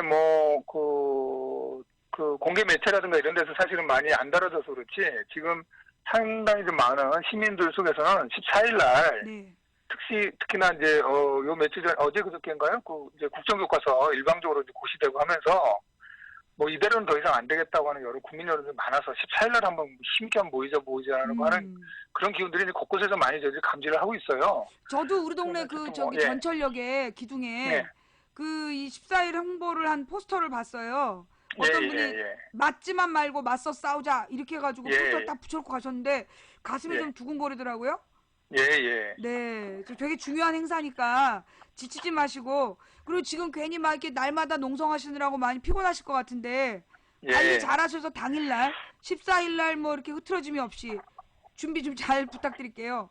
그리고 혹시 예, 저희들이 뭐 알아야 되거나 좀 우리가 널리 알려야 될 부분이 있다면 저희 그 예. 망치부인 방송국에라도 좀 하나 올려서 공유할 예, 수 있게 예. 좀 조치 좀 부탁드릴게요. 아, 예, 알겠습니다. 꼭 그렇게 하겠습니다. 그리고 네, 저희가 네, 말씀을 좀 부탁드리고 싶은 거는, 네, 자, 아까도 말씀드린 것처럼, 어쨌든 지금 파이낸셜 그 청주광장에서 저희가 이제 시국 농성을 좀 하고 있는데, 네, 여기 시민분들이 좀 많이 와서 지지 방문 좀 해주시면 고맙겠다. 네, 그 말씀 하나 좀 부탁드리겠고, 그 다음에 14일 날 그 시민대회 당일날 드레스 코드를 저희들이 좀 이렇게 좀 논의를 좀 하고 있어요. 그래서 네. 옷을 입고 올 때, 네, 가급적이면 직장인분들은 좀 정장 차림으로 좀 오자.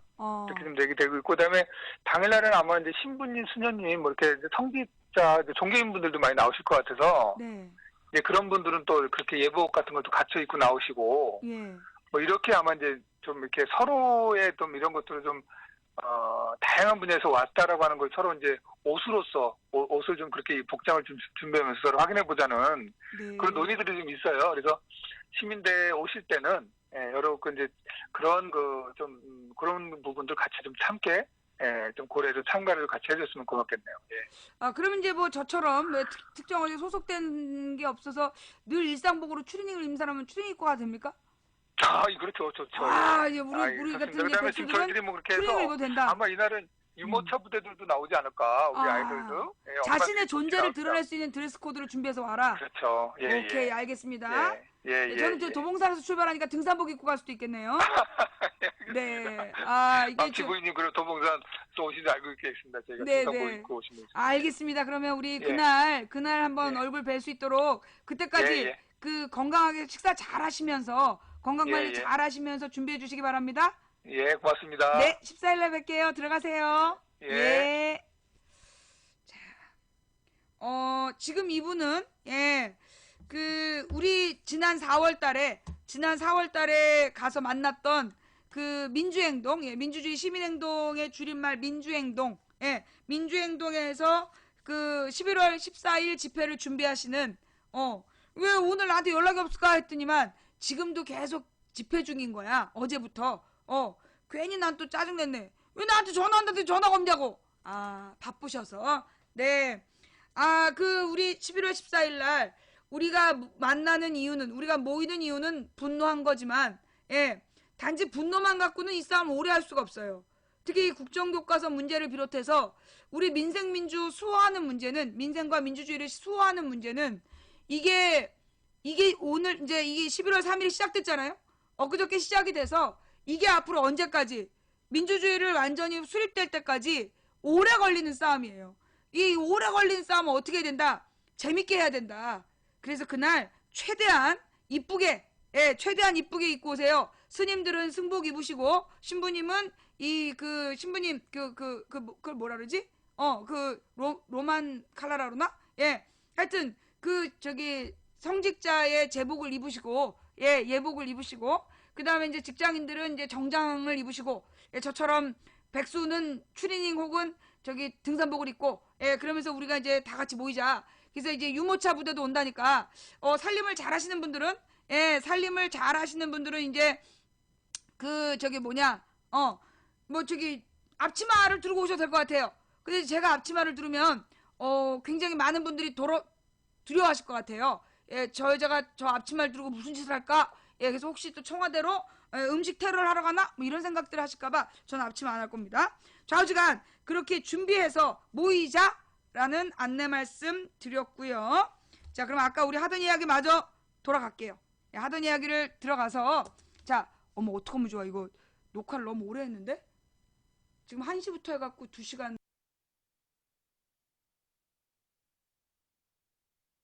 20분. 소리가 끊기겠다. 네. 자, 시간 20분 됐네? 다시 녹화. 자, 다음 이야기로 넘어갈게요. 다음 이야기는 뭐냐면, 여러분 지금요, 카톡으로 또 새로운 정보가 돌고 있어요. 카톡으로 지금 이제 그 누구야 우리 뭐 이렇게 저 야당 의원들의 부모들을 전부 다 친일파로 모는 말도 안 되는 그 카톡을 뭐 10명에게 전달해라 이런 게 요즘에 돌고 있잖아요. 그거 받아보신 분들 많으시죠? 저한테도 제보가 수십 개가 들어왔어요. 자, 여러분들 그런 제보가 들어오면 어떻게 됩니까? 이 내용은 사실과 다른 허위 사실이 포함되어 있어서 법의 처벌을 받으실 수 있습니다. 라고 꼭 답장을 올려야 된다. 그거 알고 계시죠? 여러분 카톡으로 누가 그런 걸 보내면 보내신 내용에는 허위 사실이 포함되어 있다. 이거는 법적인 처벌 대상이 될 수 있으니 다시는 저한테 이런 거 보내지 마십시오. 라고 그 카톡을 보낸 사람한테 야당 의원 아버지들이 뭐 부모들이 친일파라는 그런 카톡 내용이 지금 돌고 있어요.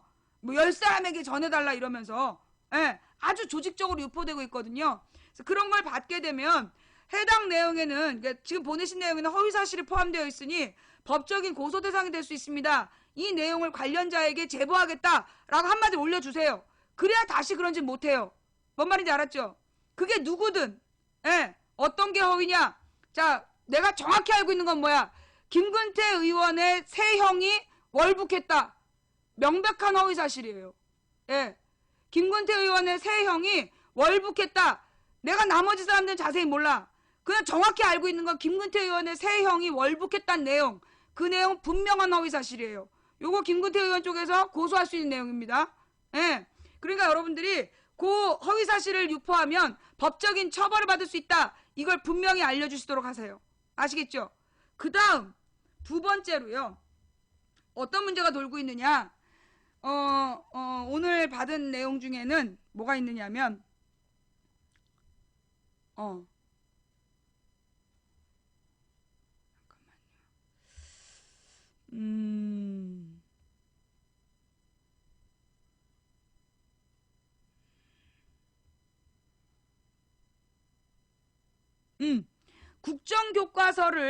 국정교과서를 반대하는 교수들은 누구이며 왜인가라는 글.